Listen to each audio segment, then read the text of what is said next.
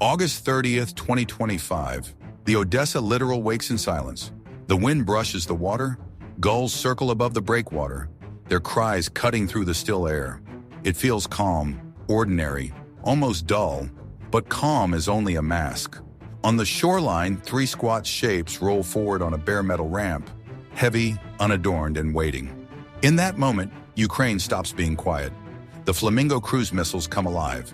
Fat, low, brutally simple machines. Their engines spool into a steady growl.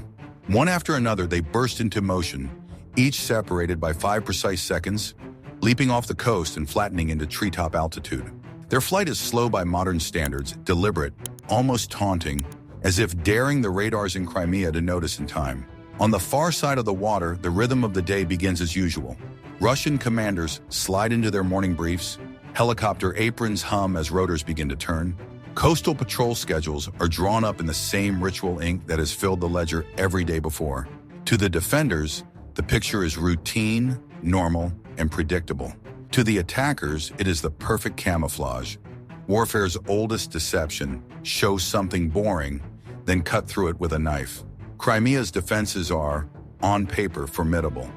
Long-range S-400s stretching far into the sky, medium-range batteries closing the gaps, point defense guns like teeth along the coastline, a radar network designed to weave a picture so tight that nothing slips through. The safe bet for an enemy is distance, to stay beyond the horizon. Ukraine chooses the opposite. It sharpens its blade by throwing in the UJ-26 kamikaze drones. Low-slung, composite-bodied, radar ghosts. They do not fly toward grand, cinematic targets. They creep toward the small seams that hold the entire structure together. Power cabinets, waveguides, fiber trunks, comm cabins. Their mission is not destruction, but hesitation. Shave seconds off classification. Sow a moment's doubt into correlation. Force a pause in the human loop so that the first decisive shot comes just a beat too late.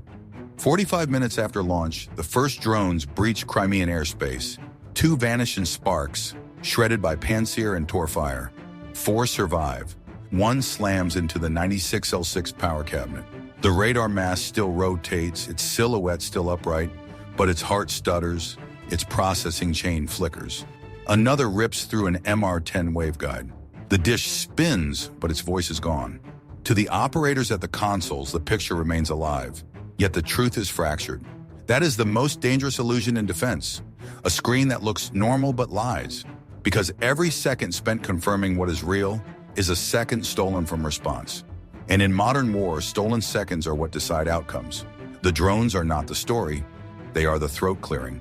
The shadow comes behind them, the Flamingos. 3 massive birds of steel and composite, each around 7 metric tons, each carrying a 150-kilogram delayed fuse penetrator. They do not sprint, they crawl with discipline.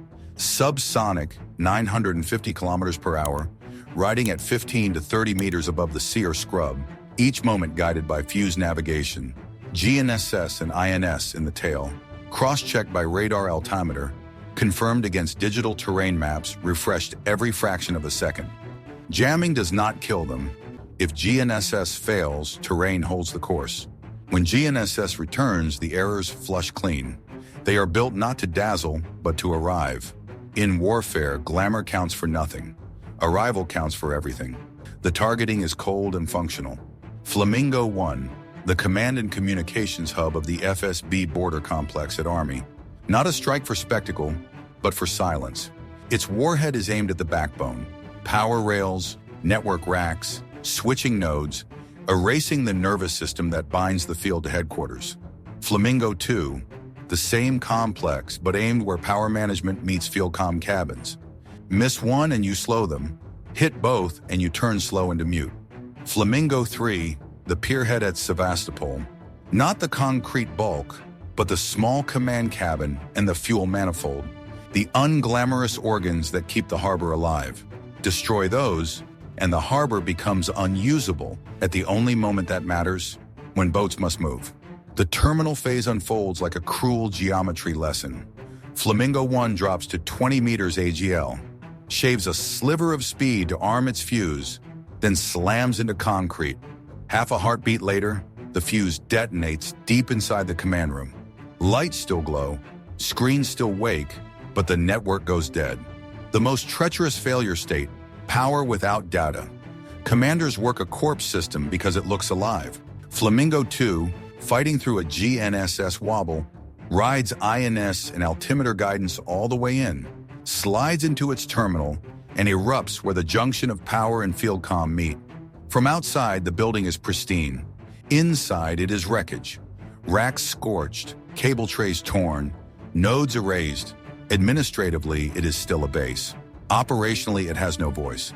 At the harbor, Flamingo 3 hugs the sea at 15 meters, dodging Doppler confusion smeared by city clutter. Defenders attempt a backchase intercept, but there is no clean aspect within the radar horizon. The missile climbs just enough to clear the pier edge, then dives into cabin and manifold. The fuel ruptures. Mooring piles crack. A patrol hovercraft loses connection. Another takes damage. The rest lose the refueling loop entirely. At once, sorties stall. Divers are called before boats can move. A safe port becomes an unsafe one. And unsafe ports do not launch on time. So why did the vaunted S-400 umbrella fail to stop 3 ungainly subsonic missiles? Because physics is cruel and impartial. At 30 meters altitude, radar horizon cuts detection to 20-25 kilometers. That means seconds of warning, not minutes. In those seconds, a firing solution must be perfect. If not, the interceptors chase from behind, scattering clouds into empty air where the target was. Add sea clutter, urban reflection smear, Doppler confusion, and a subsonic cruise missile begins to look smaller than it is. The system was not weak, it was rushed. Rushed systems miss. Yet do not romanticize it. The margin was thin. Drones were destroyed. Radars flickered back into life. Batteries launched interceptors. A wrong gust could have broken terrain lock. GNSS failure at the wrong second could have drifted aim. But Ukraine's design was ruthless in redundancy. Every weakness covered by another layer. Drones to slow the loop, missiles to exploit the gap, timing to collapse effects into the same critical minute. That is why, in the end, all 3 Flamingos struck. The aftermath is almost invisible to the eye. Army's border base still stands. Its walls are upright, its lights glow, but the power backbone is severed, the field comm burned, the network silent. Sevastopol's pier still rises from the water. Its skyline is untouched, but its manifold is ruptured, its moorings broken, its boats idle. What the eye sees is calm. What the clock shows is paralysis. And that is the essence. Layered defense is not static. It is a cue.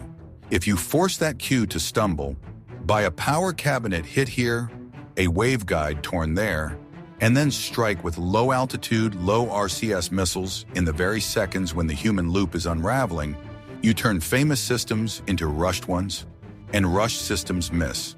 Ukraine did not try to win the war in a single morning.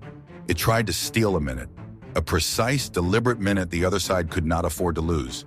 And it succeeded. Because in modern war, the decisive measure is not the size of the missile. It is the precision of the minute.